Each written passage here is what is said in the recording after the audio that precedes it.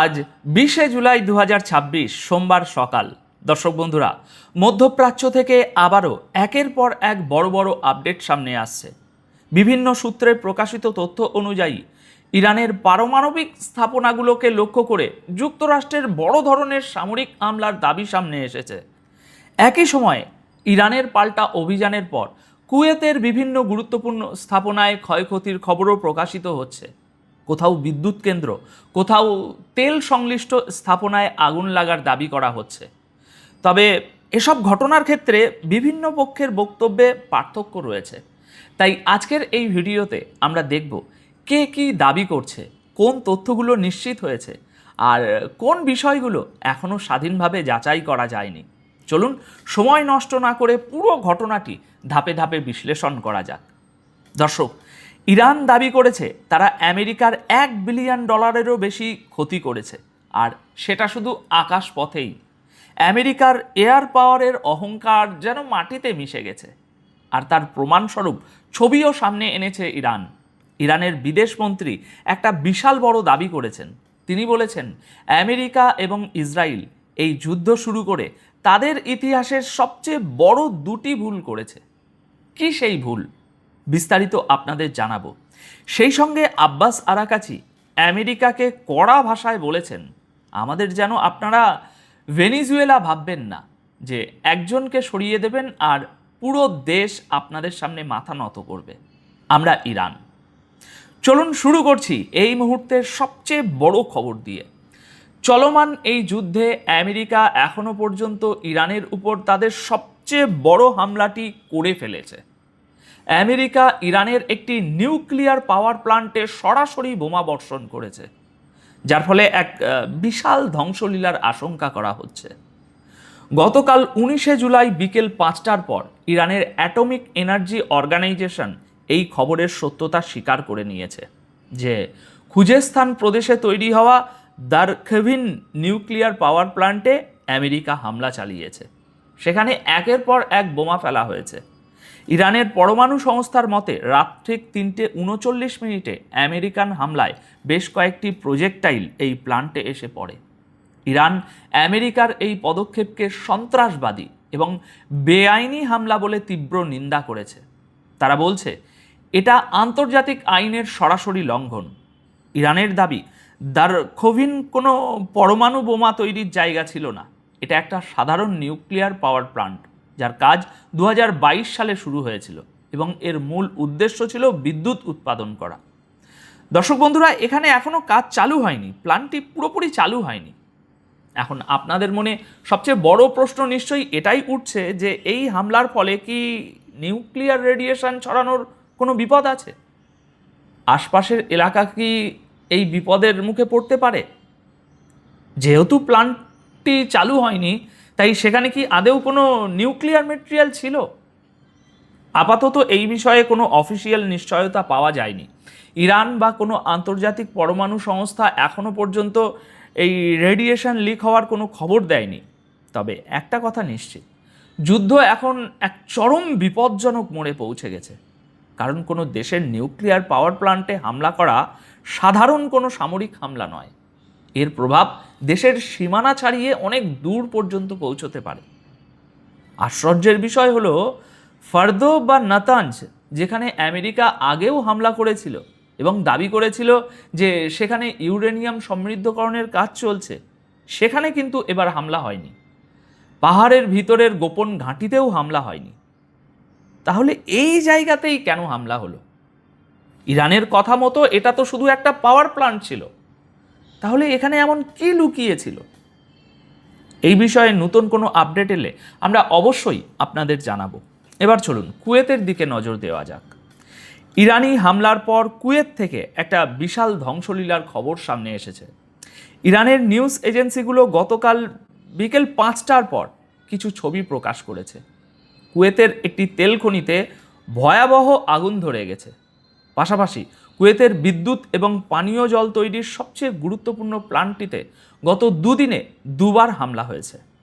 গতকাল 19শে জুলাই কুয়েত সরকার নিশ্চিত করেছে যে তাদের পাওয়ার জেনারেশন এবং ওয়াটার ডিস্যালিনেশন প্ল্যান্টে, যেখানে আর কি সমুদ্রের নোনা জল পানযোগ্য করা হয়, পরপর দুদিন হামলা চালানো হয়েছে।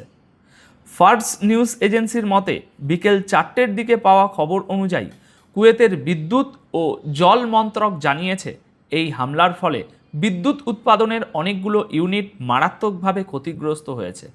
আগুন এতই ভয়াবহ যে এমার্জেন্সি টিমগুলো এখনও তা নেভানোর কাজ চালিয়ে যাচ্ছে। সোশ্যাল মিডিয়ায় এই বিধ্বংসী আগুনের ছবি এখন রীতিমতো ভাইরাল। দর্শক বন্ধুরা, এখানে মনে রাখবেন, কুয়েত তাদের পানীয় জলের বেশিরভাগ প্রয়োজন এই ডিস্যালিনেশন প্ল্যান্ট থেকেই মেটায়। তাই এই প্ল্যান্টগুলোতে হামলা কুয়েতের জল ও বিদ্যুৎ ব্যবস্থার জন্য একটা বিশাল বড় হুমকি। কুয়েত সরকার এখনও কোনো সাধারণ নাগরিকের মৃত্যুর খবর নিশ্চিত করেনি, তবে ক্ষতিপূরণ ও আগুন নেভানোর কাজ যুদ্ধকালীন তৎপরতায় চলছে। এবার শুনুন সেই খবর যা গোটা বিশ্বকে চমকে দিয়েছে। ইরান দাবি করেছে তারা আমেরিকার $1 বিলিয়ন বা 100 কোটি ডলারেরও বেশি আর্থিক ক্ষতি করেছে। আর এটা শুধুমাত্র আকাশপথের ক্ষতির হিসাব। সমুদ্রে হওয়া ক্ষতির হিসাব তো এর চেয়ে অনেক বেশি। আর এই বিশাল ক্ষতির পিছনে রয়েছে ইরানের নিজস্ব এয়ার ডিফেন্স সিস্টেমের দুর্দান্ত পারফরমেন্স। ইরান ক্রমাগত দাবি করছে যে তারা আমেরিকার সবচেয়ে বিপজ্জনক নজরদারি এবং আক্রমণকারী ড্রোনগুলোকে মাটিতে নামিয়েছে। গতকাল 19শে জুলাই সন্ধ্যায় ইরানের সরকারি টিভি চ্যানেল IRIB কিছু নতুন ছবি প্রকাশ করেছে, যেখানে আমেরিকার অত্যাধুনিক MQ-9 রিপার ড্রোনের ধ্বংসাবশেষ দেখানো হয়েছে।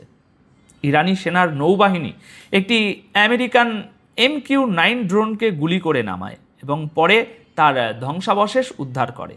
একইভাবে দেহলুরান প্রদেশেও এয়ার ডিফেন্স সিস্টেম আরেকটি MQ ড্রোনকে ট্র্যাক করে ধ্বংস করার দাবি করেছে।